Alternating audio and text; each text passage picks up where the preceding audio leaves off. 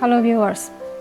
Today let's try to understand about non-cyclic photophosphorylation. We know that during photosynthesis, green plants trapped this solar energy, and with the help of chlorophyll and solar energy, this food is synthesized. And in this process, green plants takes carbon dioxide from the atmosphere, water from the soil, and liberated oxygen as byproduct. And these oxygens we are using during respiration. Now let's try to write down the reaction of photosynthesis. We have CO2 from atmosphere, H2O from soil, giving C6H12O6 plus O2 plus H2O. Now let's balance this. 6 molecules of carbon dioxide combined with 12 molecules of water, giving 1 molecule of glucose, 6 molecules of oxygen, and 6 molecules of water. Now the oxygen which we are getting, which is liberated during photosynthesis, comes from water and not from carbon dioxide. So we say during photosynthesis, water is oxidized to oxygen. So this is what? Oxidation reaction. And we say carbon dioxide is what? Reduced to carbohydrate, that is glucose. This is what? Reduction reaction. So both oxidation and the reduction reaction occur in photosynthesis. It is a redox reaction. Now mechanism of photosynthesis consists of 2 steps. The first step is light reaction, and then the second one is dark reaction. So what happens during light reaction? During light reaction, this light energy from the sunlight is converted to chemical energy in the form of energy-rich compound called ATP. And also during light reaction, with the help of light energy, this water is hydrolyzed. Water is broken down into this hydrogen ions, electrons, and oxygen.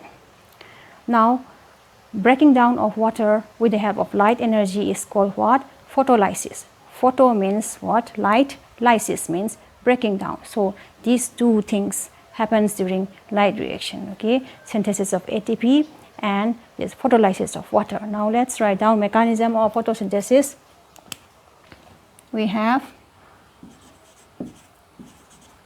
mechanism of photosynthesis consists of 2 steps. Light reaction and dark reaction.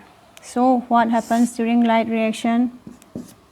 This photolysis of water, H2O with the help of manganese ions, now giving 2 protons, 2 electrons, and oxygen.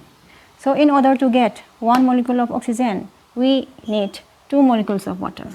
2H2O will give 4 protons, 4 electrons, and 1 molecule of oxygen.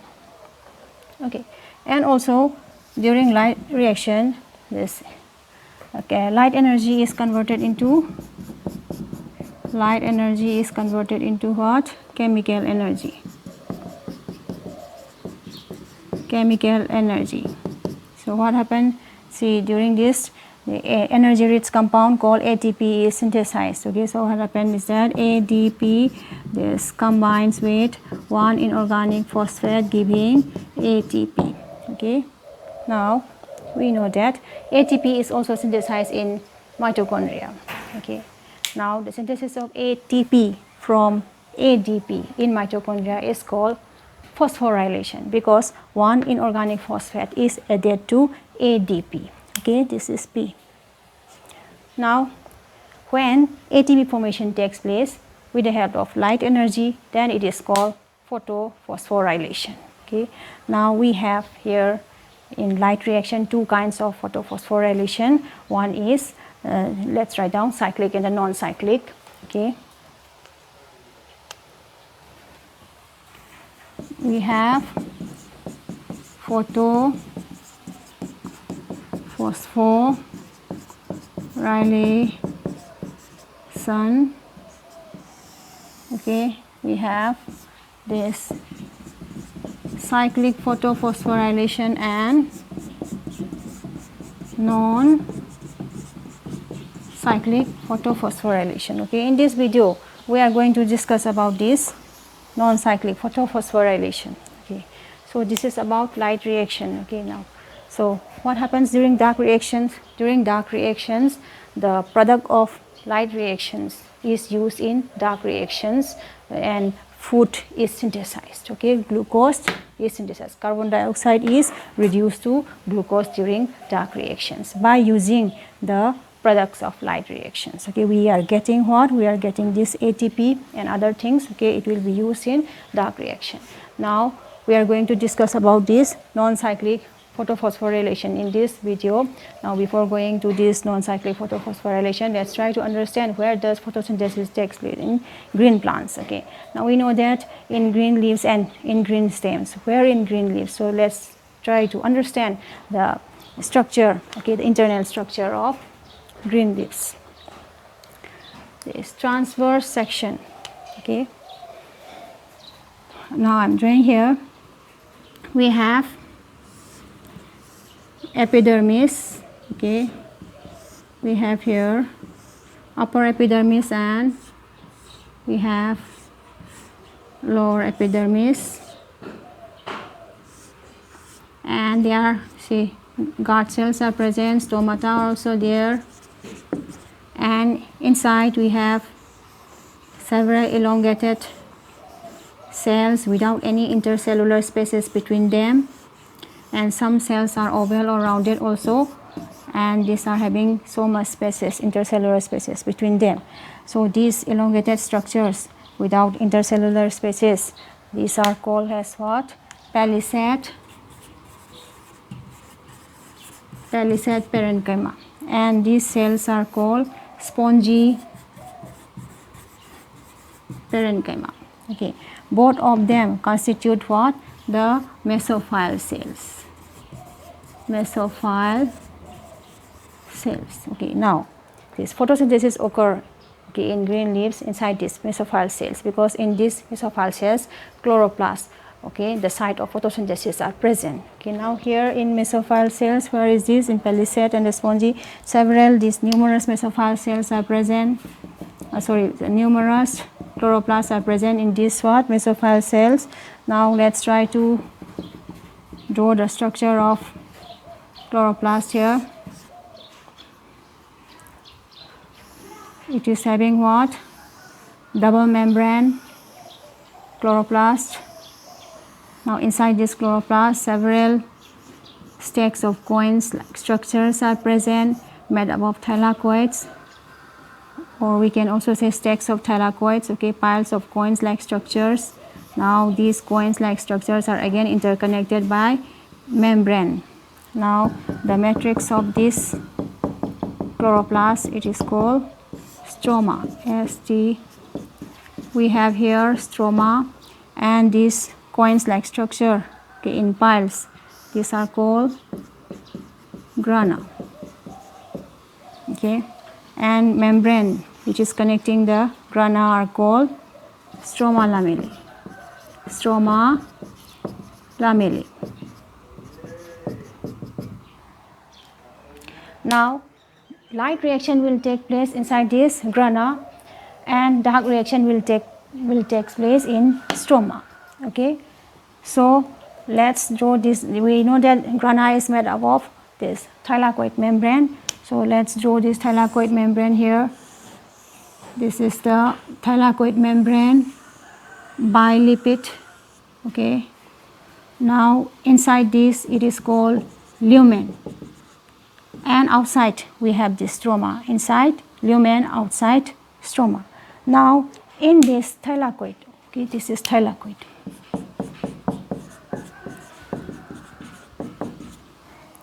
We have two photosynthetic units called photosystem 1 and photosystem 2.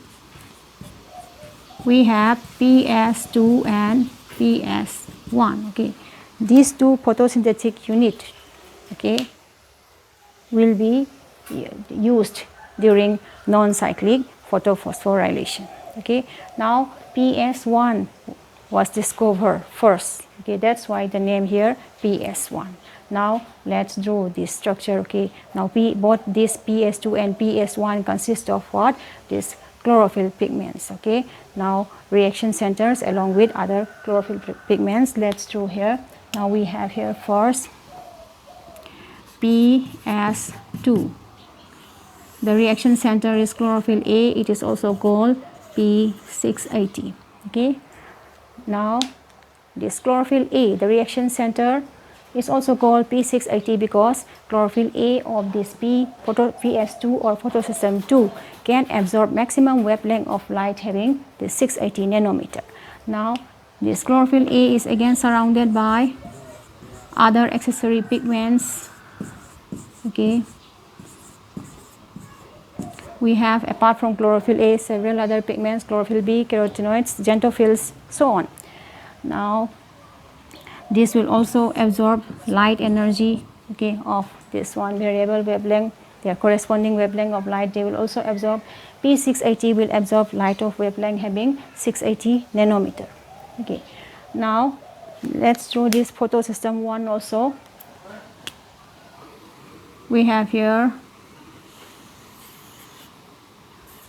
PS1, okay, chlorophyll A, P700, and it is surrounded by other pigments called accessory pigments.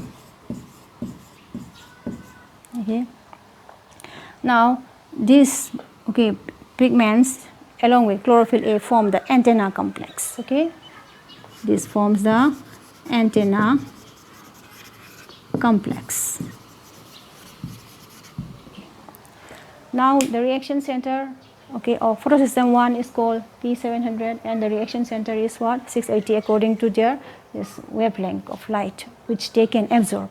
Now what happens when sunlight falls on these accessory pigments and the chlorophyll A? Okay, then this other accessory pigment will absorb light of their corresponding wavelength and the energy will be transferred towards this reaction center, this one P680. P680 will also absorb light energy. Then after gaining the required amount of energy, electrons in the outermost orbit of this chlorophyll A will get excited and then electrons will jump from lower orbit to higher orbit. When electrons travel from this lower orbit to higher orbit, the electrons will be accepted by another, this one primary electron acceptor. Okay, now these electrons, okay, after absorbing light energy, it will get, okay, excited and the electrons are accepted by primary electron acceptor. Probably the compound is what? Phytin. Okay, so electrons move uphill by absorbing energy, and when it moves downhill or down the gradient, it will give out or it will radiate energy. Now electrons from pure phytin will enter an electron transport chain system. When electron moves downhill from pure phytin, okay, by giving out energy, it enters electron transport chain system consisting of plastoquinone,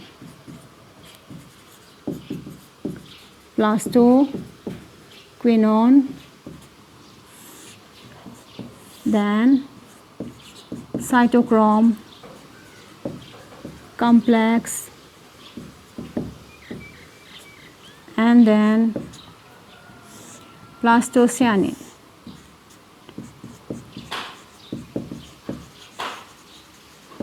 Okay, now when electron reach here cytochrome complex, okay, it will give out energy and this energy rich ATP is synthesized. Okay, now ADP here in this, okay, region, ADP, okay, combines with inorganic phosphate and what will give out?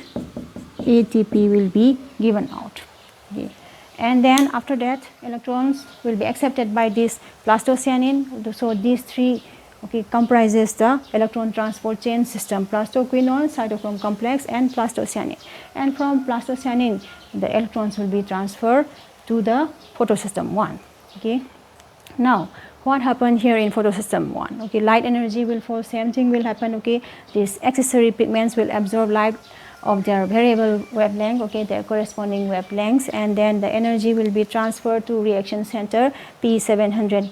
Okay, the P700 also, this chlorophyll also absorb light having wavelength, the 700 nanometers of wavelength. Then after getting the required amount of energy, then the electrons in outermost orbit will get excited. So it will change from ground state to excited state.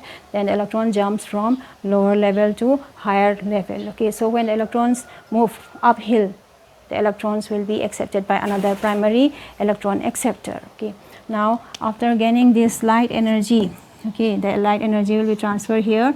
Then after gaining the light energy, required amount of energy, the electrons move what? Uphill and accepted by primary electron acceptor. And the compound is what? Made up of ferrous sulfur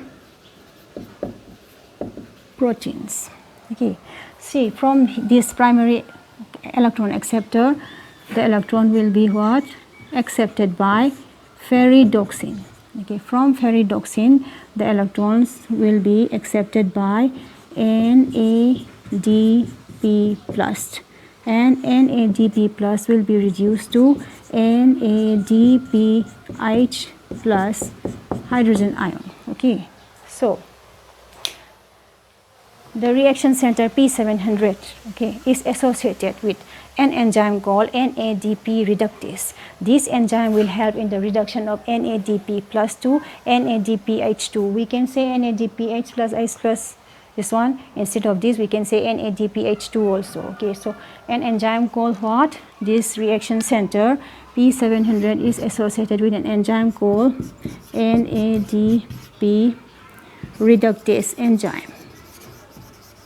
Okay, helping in the reduction of NADP plus to NADPH2, from where the hydrogen ions are coming. Okay, we know that, see, splitting of water molecules, okay, during the time of photolysis of water, okay, these hydrogen ions are given out. Okay, so hydrogen ions will be coming from this photolysis of water. Okay, it will help in the reduction of this, okay, NADP plus to NADPH2. Okay, so what are the things necessary here? Okay, in this in the reduction of NADP plus, we need what?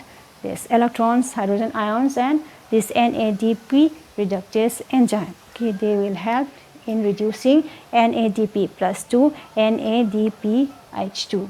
Okay, now here, so when electrons left this reaction center P680, they never return back.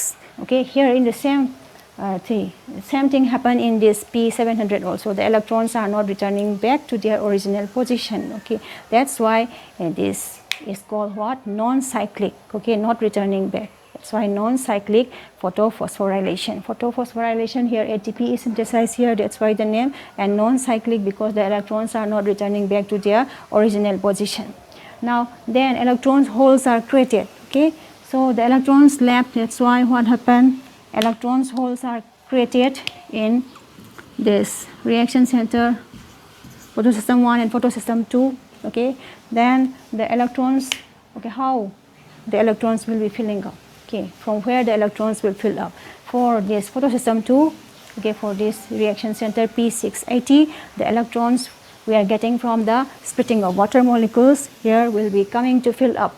Okay, so these electrons which we are getting here by photolysis of water will help to fill up, okay, the reaction center P680's electrons hole.